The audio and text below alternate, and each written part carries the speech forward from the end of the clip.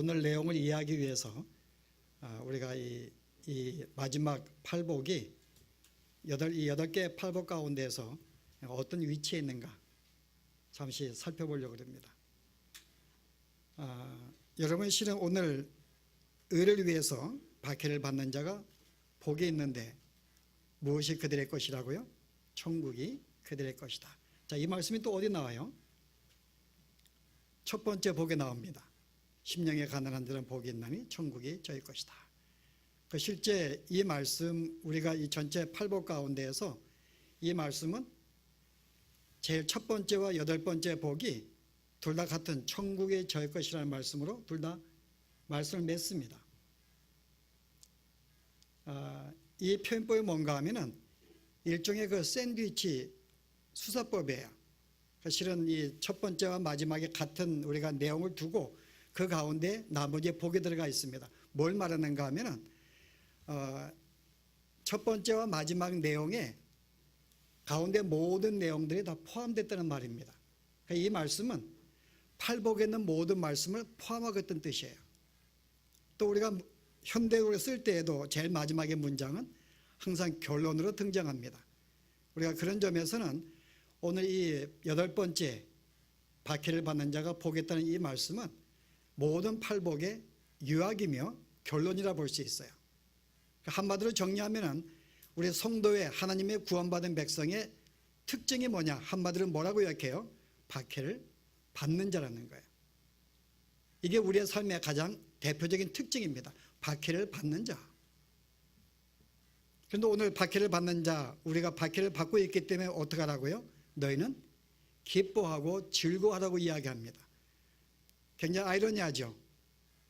내가 핍박을 받고 박해를 받는데 어떻게 이것을 기뻐하고 즐거워할 수 있을까? 예수를 믿는 것 때문에 옥에 갇히기도 하고 사람들에게 버림받기도 하고 욕을 듣기도 하고 우리가 박해를 받는데 왜 이 일로 기뻐하고 즐거워하라고 말씀하고 있을까요? 이유가 뭐죠? 오늘 그 이유를 예수님이 요한복음 14장 15장에 이렇게 우리에게 요약을 해줍니다. 그 이유에 대해서요. 제가 읽습니다. 15장 18절에 세상이 너희를 미워하면 너희보다 먼저 나를 미워한 줄을 알라. 너희가 세상에 속하였으면 세상이 자기의 것을 사랑을 터이나 너희는 세상에 속한 자가 아니요 도리어 내가 너희를 세상에서 택하였기 때문에 세상이 너희를 미워하니라. 중간에요. 사람들이 나를 박해하였은즉 너희도 박해할 것이요 내 말을 지켰은즉 너희 말도 지킬 것이라. 자, 한마디로 왜 우리가 박해를 받는다고요? 내가 주님께 속하였기 때문에, 하나님의 자녀이기 때문에 박해를 받는다 그 말입니다. 그러므로 우리가 박해를 받는 것이 왜 기뻐하고 즐거워야 되는가? 바로 그것은 우리로 하여금 하나님의 사람인 것을 증거해 주기 때문에, 하나님의 사람으로. 그래서 우리가 사도행전을 보면은 이 예수님의 제자들이 예수를 믿는 것 때문에, 복음을 증거하는 것 때문에 그들이 많은 박해를 받았어요. 그런데 사도들이 어떤 반응을 보였을까요? 제가 읽기만 합니다. 사도행전 5장에 보시면은 사도들이 어떻게 반응을 보이는지 제가 한번 읽어볼게요. 그들이 옳게 여겨 사도들을 불러들여 채찍질하며 예수의 이름으로 말하는 것을 금하고 놓으니 사도들이 그 이름을 위하여 능욕을 받는 일에 합당한 자로 여기심을 기뻐하면서 공의 앞을 떠나니라. 우리 초대교회 때 사도들이 복음을 증거하는 것 때문에 그들이 능욕을 당했습니다. 옥에 갇히기도 하고 매를 맞았는데 이 사도들이 어떻게 하다고요? 능욕을 받는 것을 마땅하게 여기며 기뻐하면서, 그래서 그들은, 우리가 이 초대교회 성도들은 박해를 받는 것이 마땅한 하나님의 자녀들이 받는 삶이다라고 생각을 하고 그 일을 기뻐했다는 것입니다. 그래서 이 바울이 디모데에 보면 무려 주 안에서 경건하게 살고자 하는 자는 어떠한다고요? 핍박이 따를 것이다. 내가 경건하게 말씀 가운데 순종하면 삶을 살수록 우리에게 박해가 넘친다고 이야기합니다. 그래서 실은 이 박해라는 것은 우리가 하나님의 자녀의 표징이에요. 다른 말로 하면은 만약에 내가 예수를 믿고 있는데 핍박을 받지 아니한다. 무슨 뜻일까요? 형식상의 그리스도인이 될 수가 있습니다. 그런 진정으로 참된 성도가 아니기 때문에 핍박을 받지 않는 거예요. 그 참된 성도는 핍박이 당연히 따른다는 것입니다. 근데 오늘 우리가 성도들이 우리가 어떠한 삶을 사는가 하면은 참 교회에서 이런 사상이 있어요. 우리가 성도가 하나님의 사람으로 이 땅에서 선을 행하고 구제를 하고 착한 일을 하게 되면은 어떻게 하다고요? 세상이 교회를 인정하고 그들이 주께로 돌아올 것이다라고 생각을 합니다. 그래서 성도들이 세상에 나가서는 마땅히 바른 삶을 살아야 된다. 구제를 하고 선을 행하고 착한 일을 할 때 그와 같은 삶이 교회가 인정이 되고 그들에게 칭찬을 받고 그 결과로 복음이 보다 효과적으로 증거가 되고 그리고 많은 사람이 그 일을 통해서 교회로 돌아올 것이다 라고 이야기해요. 근데 오늘 주님은요 그렇지 않다는 거죠.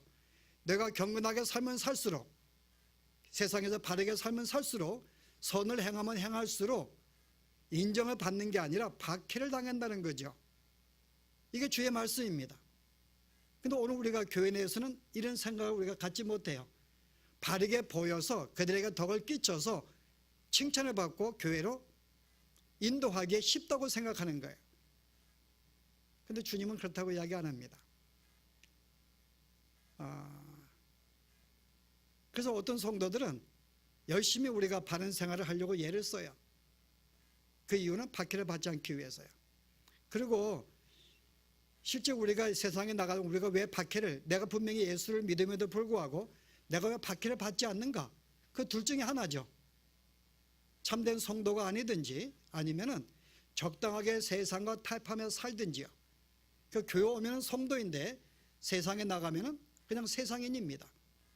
적당하게 타협하면서 적당히 그들에게 선한 모습을 보이며 살기 때문에 핍박이 없는 거예요. 그것은 분명하게 하나님의 백성으로 자기의 직분을 가지고 살지 않고 있다는 삶이라고 볼 수가 있습니다.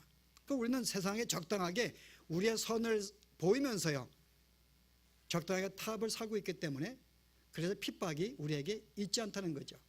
그러나 우리가 진짜 하나님의 사람으로 우리의 직분을 지키면서 바르게 산다면은 박해는 피할 수 없는 것이라고 이야기합니다. 그래서 오늘 이와 같은 말씀 가운데에서 근데 이와 같은 사실을 성경은요 내가 기뻐하고 즐거워라 그래요. 왜냐하면 바로 이것이 복이라고 이야기합니다. 이와 같은 사실이 내가 하나님의 참된 성도인 것을 증거해 주기 때문에. 자, 그렇다면 오늘 우리가 가져야 할 말씀이 몇 가지가 있는데요. 세상은 왜 우리를 핍박하는가? 왜 우리를 핍박하는가요?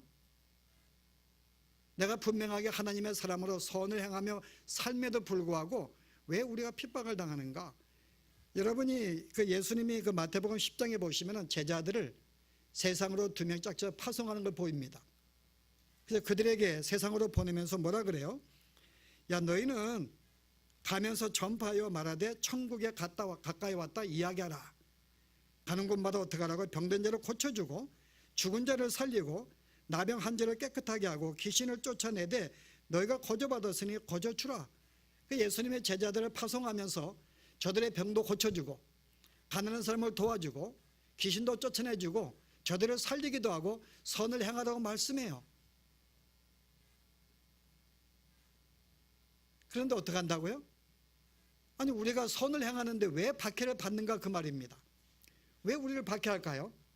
우리가 세상에 대해서 그들의 우리가 영생을 받기 위해서 정말 안타깝고 사랑하는 마음으로 그들에게 복음도 증거하고 정말 선을 행하고 구제하고 성도의 어떤 덕을 세우고 우리가 살아가는데 왜 그들이 교회를 핍박할까요?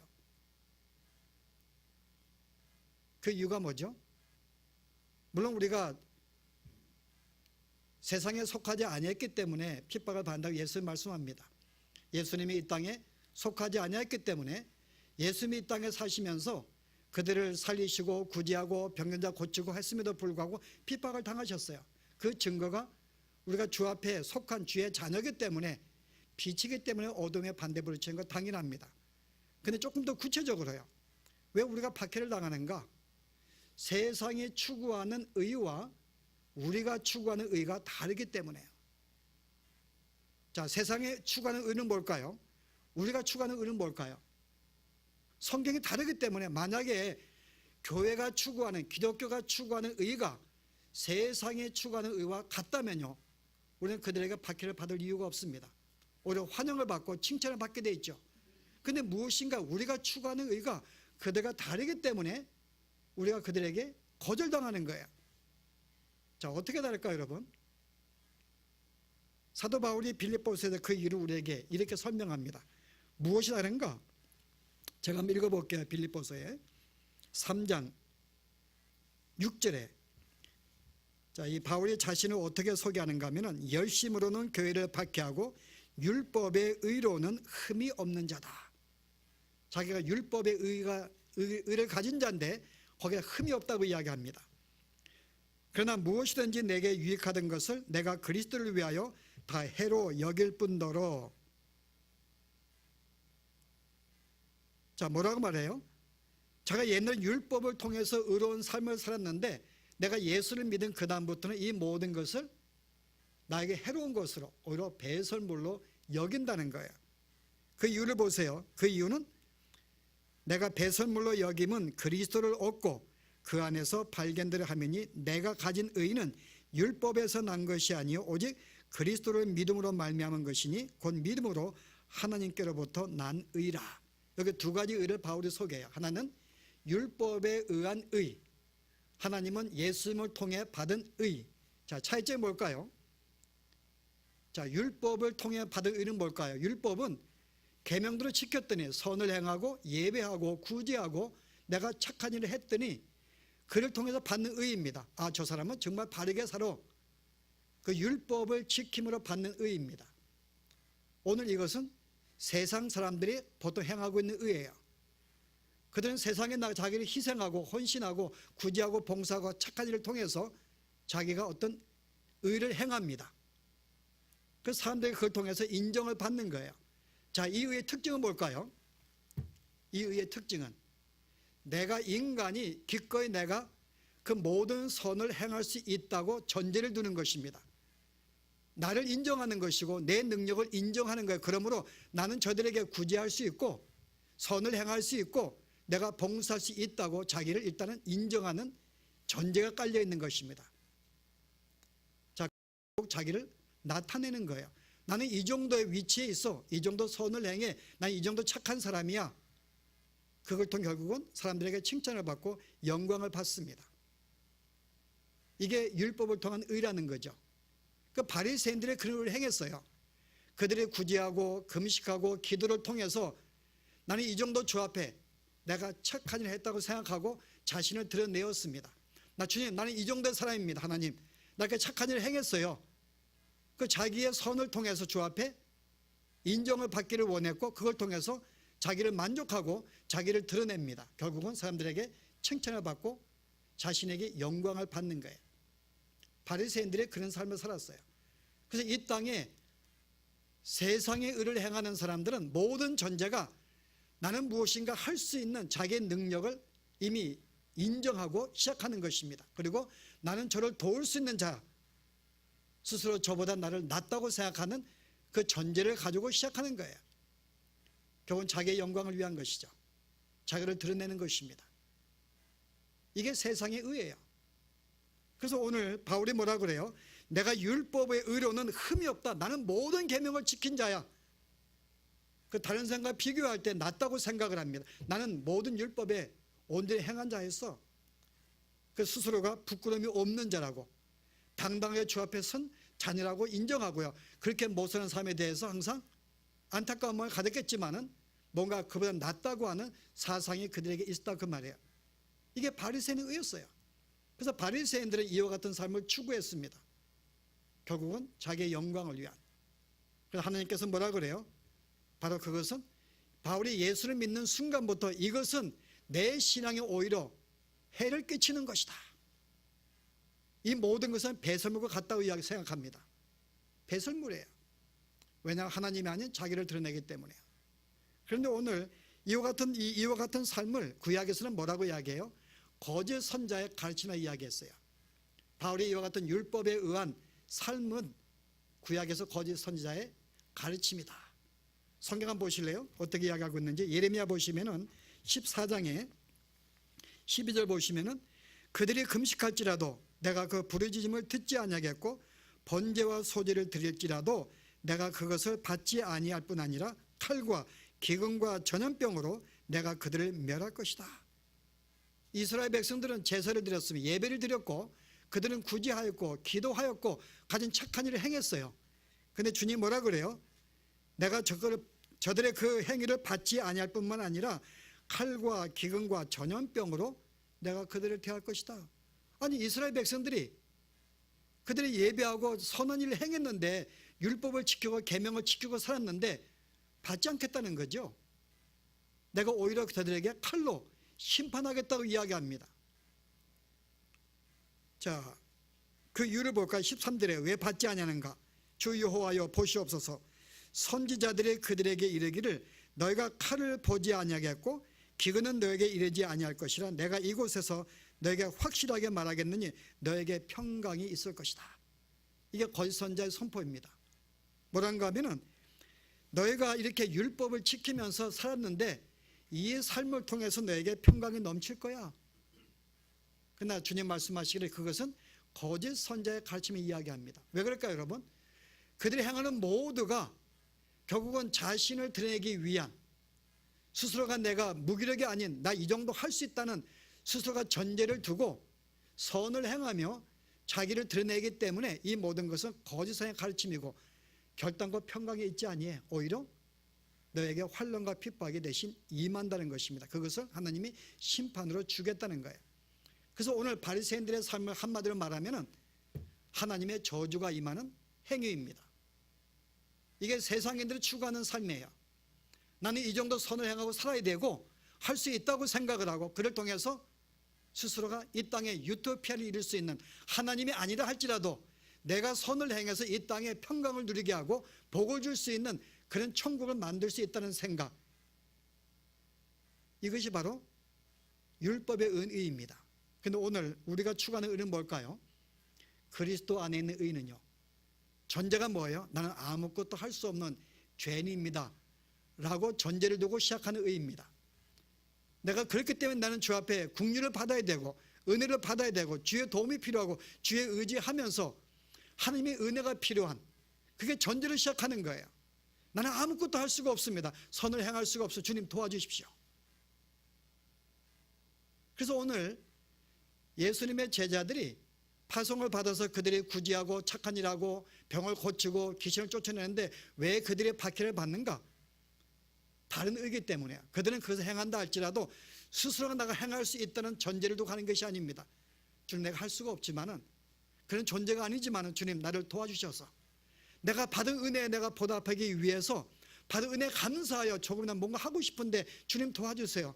나는 그렇게 살지 못하지만은 내가 주의 은혜에 힘입어 이렇게 살기를 원합니다. 그런 마음으로 행하는 것이거든요. 자, 그러면 어떤 결과가 벌어져요? 그와 같은 삶이 세상을 정죄하기 때문에요. 그게 세상이 싫은 거예요.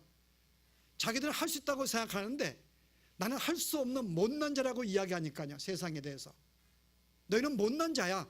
너희가 선을 행하는 것은 너의 능력이 아니야. 하나님의 은혜와 도우심이야. 그렇게 이야기하니까는 자기의 자존심을 짓밟는 것이니까요. 세상은 이 말씀을 싫어합니다. 그러므로 내가 똑같은 선을 행한다 할지라도 행하는 동기를 다르게 이야기하기 때문에 그들은 그것을 받지 아니하고 자기의 자존심을 상하게 만드는 일이기 때문에 오히려 너희를 싫어하고 박해한다는 것입니다. 그래서 오늘 왜 우리가 그들에게 박해를 받는가 하면은 그들이 추구하는 의와 우리가 추구하는 의가 다르기 때문에 삶의 방법이 틀린 거예요. 그래서 우리가 박해를 받습니다. 근데 한 가지 가질 질문은 뭔가 하면은, 그러면은 세상이 나를 박해할 때 내가 주님의 자녀로서 그 박해를 막아주시지 왜 박해를 막지 않고 그를 허락해 주시는가? 여러분, 허락으로 끝나는 게 아니라 성경은 조금 더 적극적으로 나가요. 자, 예수님이 뭐라고 말해요? 10장에 보시면 마태복음이요 16절에 보라, 내가 너희를 보냄이 양을 이리 가운데 보냄과 같도다. 그러므로 너희는 뱀같이 지혜롭고 비둘기같이 순결하라. 사람들을 삼가라. 그들이 너희를 공회에 넘겨주겠고 그들의 회당에서 채찍질을 받을 것이다. 허락할 정도가 아니라 오히려 박해를 받으라고 세상에 보내심을 받은 자들입니다. 우리 세상에 보내었어 우리들을. 이유가 뭐예요? 박해를 받으라고. 그 단순히 박해를 하는 것을 우리가 이렇게 하나님의 허락한 정도로 끝나는 게 아니라 박해를 받으라고 세상에 살도록 내버려 두신 거예요. 박해를 받게 하기 위해서야. 그래서 우리로 하여금 너희는 공에 던져지고 재판을 받게 되고 채찍을 맞게 되고, 그런데 그럼에도 불구하고 비둘기 같이 순결하게 살라는 거예요. 그 주님은 우리로 하여금 세상에 오히려 박해를 받으라고 적극적으로 보내주십니다. 이게 우리가 이 땅에 사는 이유예요. 여러분 왜 그럴까요? 왜 하나님께서 우리를 세상에 박해를 받도록 보내었을까요, 여러분? 이유가 뭘까요? 오늘 박해에 대한 먼저 이 단어의 이 정의가 먼저 필요합니다. 그럼 우리가 왜 박해를 받도록 하나님이 이 땅에 보냈는가를 이해할 수가 있어요. 자, 왜 박해를 보냈을까? 먼저 생각해 보세요. 왜 이 땅에 보냈을까요? 박해를 받도록? 자, 여러분의 가진 이 답과 주님이 말씀할 답이 어떻게 다른지 한번 보실까요?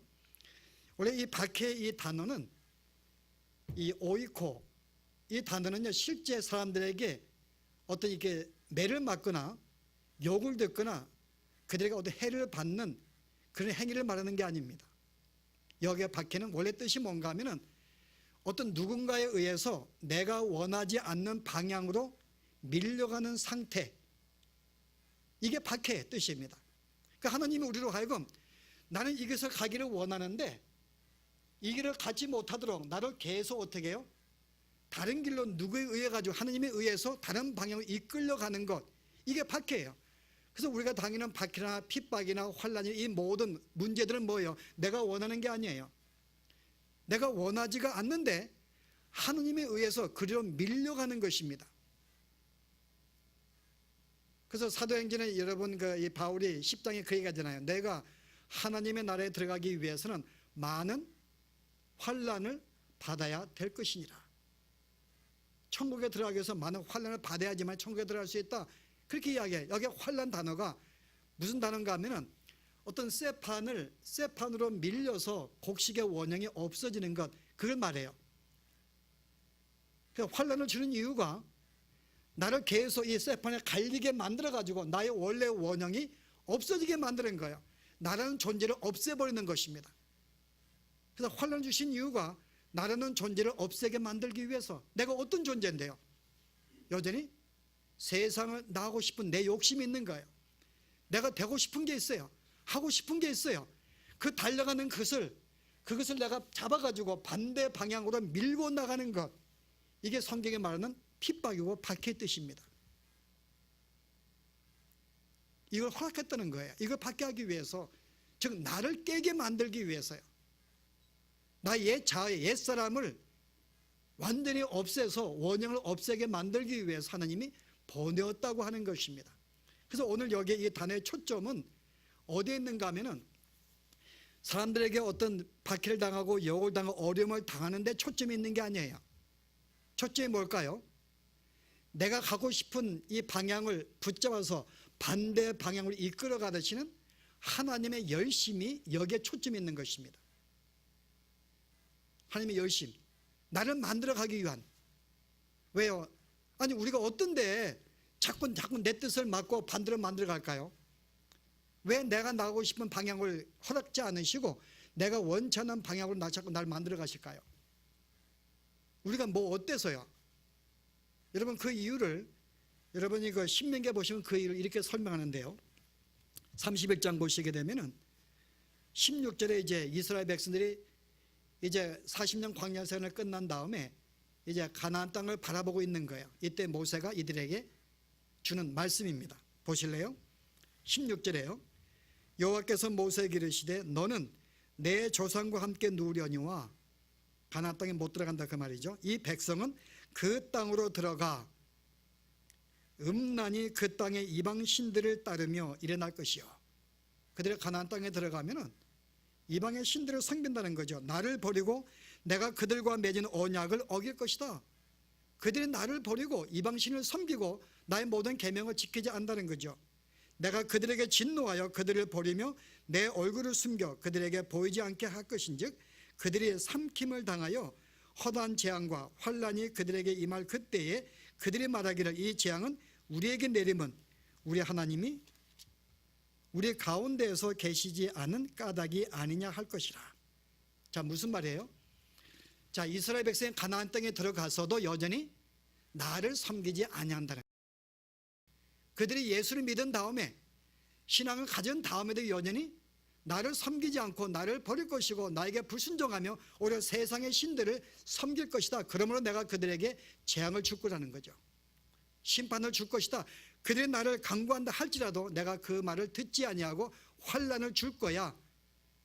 그래서 그들이 환난을 당할 때 어떻게 한다고? 이는 우리가 하나님을 저버렸기 때문에 라고 그들이 말할 것이다. 자, 오늘 우리에게 왜 환난을 준다고요? 여전히 내가 예수를 믿어도 내가 옛날에 내 옛 삶의 습관이 여전히 아직 버리지 않고 있어요. 여전히 세상을 추구하는 것입니다. 여전히 이방의 신을 따르는 거예요. 여전히 하나님을 믿지 않습니다. 그를 거절합니다. 여전히 주의 계명을 순종하지 않고 여전히 세상에 내가 하고 싶은 것을 쫓아간다 그 말이에요. 예수를 믿은 다음에도 그러므로 어떻게 해요? 내가 너희를 환난을 줄 수밖에 없다는 거예요. 내가 철파는 너희를 밀어서 너의 모든 옛사람의 자아를 완전히 없앨 수밖에 없다는 거예요. 여전히 그렇게 살기 때문에. 그래서 우리로 하여금 세상에 던져지고 핍박을 당하도록 만드는 것입니다. 이게 우리가 세상에 보내진 이유예요. 이유가 우리를 만들기 위한 것이에요. 새롭게 만들기 위한 것. 그래서 하나님이 우리로 하여금 우리를 어떻게 만들어 가시는가? 하나님의 사람으로. 자, 어떻게 만들어 간다고요? 첫째요, 세상이 우리로 하여금 짓밟도록 내버려 두시는 거예요. 그래서 거기에 우리가 고통과 어려움을 당하면서 점점 내가 그들과 대적되는 관계를 대면서 그들에게 의지하지 않게 만들고 그들과 사귐이 없게 만들고 이런 환난을 당할 때 내가 어떤 상태가 놓이게 돼?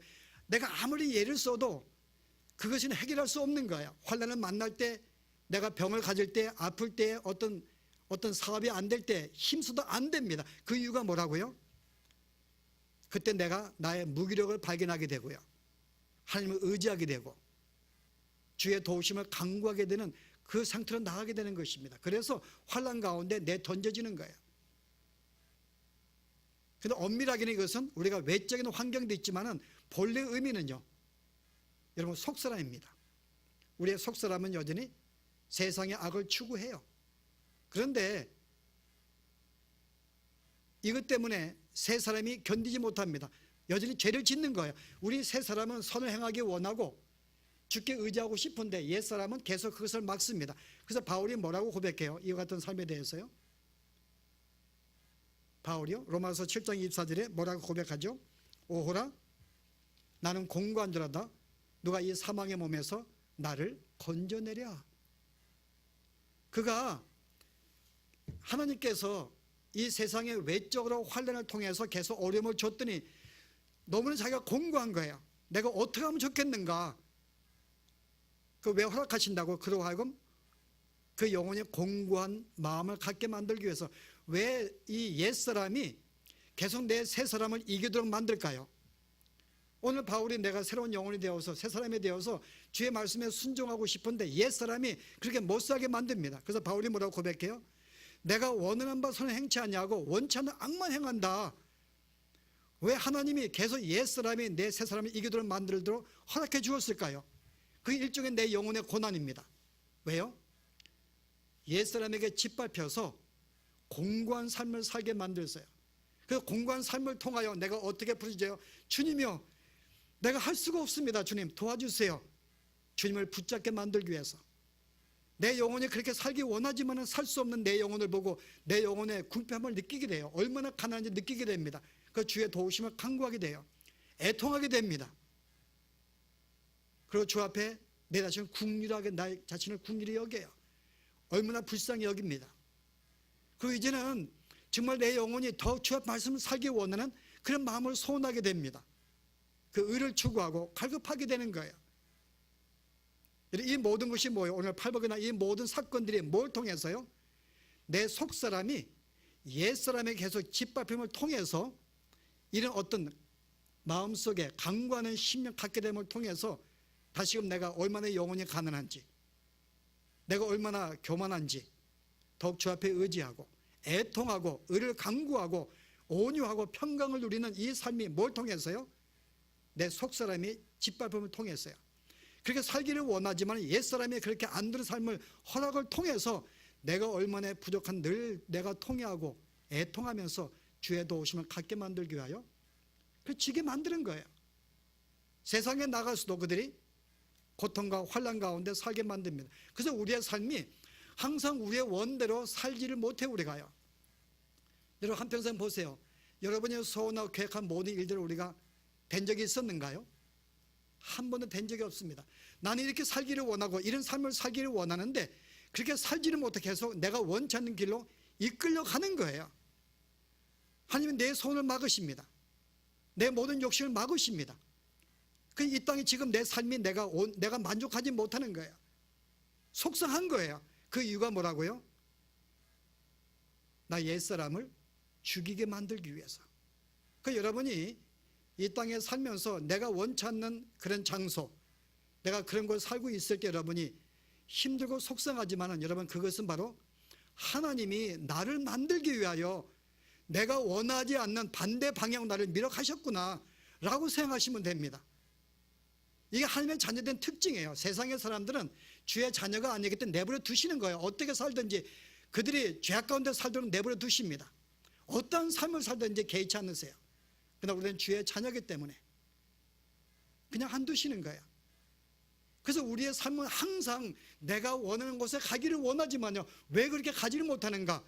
주님은 나를 막으셨기 때문에, 그게 내 옛사람의 욕심이기 때문에 막아주시고서 모든 걸 하나님께 맡기고 주의 뜻에 순종하여 말씀을 붙잡고 의지하며 사는 그 삶이야말로 하나님의 백성의 삶이기 때문에 나를 그렇게 막아주시는 것이며 우리에게 복된 삶이죠. 육체로 볼 때는 힘들고 답답하고 속상한 삶이지만 영적으로는 이것이 하나님의 축복된 삶이라는 거죠. 바로 그것이, 그래서 우리가 우리의 삶에 내가 원하는 삶대로 풀리지 않냐는가 기뻐하라고 성경은 이야기합니다. 왜? 그것이 하나님의 백성된 증거이기 때문에요. 이게 백성된 증거예요. 그래서 오늘 이와 같은 삶이 언제까지 될 것인가? 오늘 성경 우리가 죽는 그날까지 이와 같은 환난을 받고 핍박을 받는 것, 항상 내 이 옛사람에 의해서 속사람이 항상 이기지 못하는 삶을 허락한 이 모든 것들은 우리가 죽는 그날까지 이 삶은 계속되어지는 것이 주의 백성의 삶의 특징이에요. 없어지는 게 아닙니다. 그러나 이 같은 삶을 통해서 우리는 하나님의 사람으로 점점 우리가 변화가 되어 가게 될 것입니다. 그 진정 하나님의 참된 삶이 무엇인지, 그래서 참된 성도의 삶은요, 하나님의 삶의 그 백성의 직분을 가지고 세상에 불이익을 당하는 것이, 이런 삶을 사는 게 참된 성도의 삶인 거예요. 이런 삶이 우리에게 주어졌습니다. 여전히 우리는 세상에서 버림받을 것입니다. 박해를 받게 될 것이고 욕을 듣게 될 것입니다. 인정받지 못할 것입니다. 여러분이 경건하게 살면 살수록 그런 삶을 주신 허락하신 이유, 우리를 만들기 위한, 하나님께 온전히 의지하며 살기 위한 주의 섭리인 줄 알고요, 오히려 이 땅의 삶을 당할 때 기뻐하시고 감사하시고 즐거워하시고 아름다운 성도의 삶을 사시기를 주의 이름으로 축원합니다. 기도하십시다. 하나님, 오늘 우리가 원치 않는 병을 당할 때, 우리의 사업이 어려움을 당할 때, 내가 모든 젊을 때 인생을 준비하였는데 현재의 모든 삶이 내가 그렇게 풀리지 않는 이 모든 삶은 결국 나를 만들기 위한, 하나님의 온전한 백성의 특징을 갖고 살게 만들기 위한, 의를 추구하며 온유하며 참으로 경건하며 이와 같은 모든 삶을 살기 위한 주의 손길인 줄 알고, 이제 우리가 내가 원치 않는 방향으로 이끌려 간다 할지라도 오히려 그것이 하나님의 자녀의 특성인 줄 알고 감사하게 하시고 기뻐하게 하시고, 참으로 초대교회 주의 사도들이 거기에 능력을 당하는 것을 마땅히 여기며 오히려 그것을 기뻐하고 살았듯이 오늘 저희들에게도 이와 같은 삶이 있도록 도와주시기를 원합니다. 주님, 원하옵기는 우리가 세상의 박해를 받지 않기 위해서 적당하게 세상의 모습을 꾸미며 그들과 타협하며 사는 삶이 우리에게 주어지지 아니하도록, 진실로 하나님의 사랑의 모습을 갖고 살 때에 핍박은 피할 수 없는 참으로 필연적인 삶인 줄 알고, 우리에게 참된 성도의 삶인 줄 알고 그 기꺼이 붙잡고 그런 삶을 살아갈 수 있는, 이를 통하여 우리의 영혼이 보다 아름답게 세워지는 놀라운 축복 허락하여 주시옵소서. 예수 이름으로 기도합나이다.